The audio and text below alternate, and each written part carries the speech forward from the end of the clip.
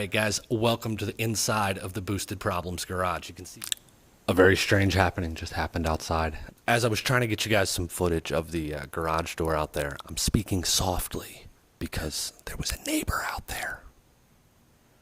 Apparently, her husband likes to watch me from the window. This is what she told me. Likes to watch me from the window. Watch me from the window. Apparently, her husband likes to watch me from the window.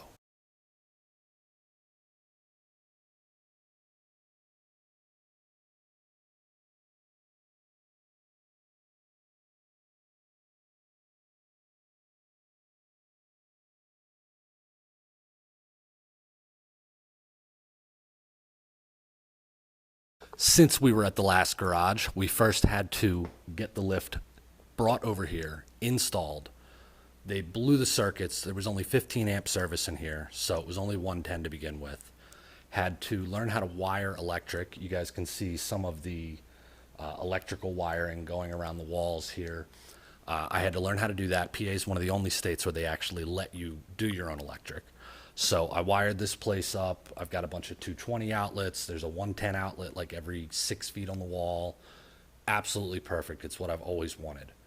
We built some shelves for the tires as well as to get some of the bins up out of the way.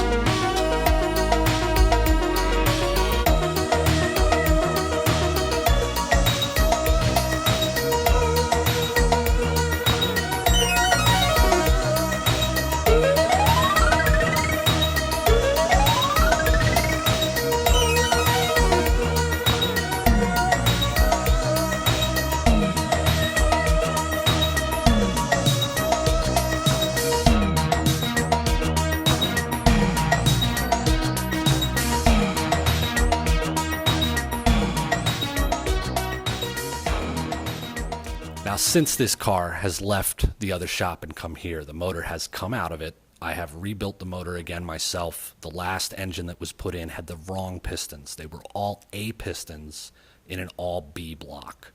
I now have all forged Manley B pistons in here. The engine was completely blueprinted and balanced on my work table over there. I actually had to make a jig for the connecting rods so I could balance them from both ends, as well as a jewelry scale for weighing the pistons.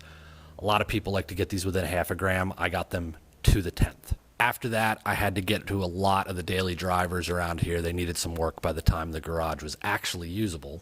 So we are just getting back into the Outback now. I know it's only been maybe a week for you guys, but for me, this is a couple of years apart from the last videos. You can see behind me, I've got the black Subaru Outback. Used to be a blue, red, gold, and black dip disaster.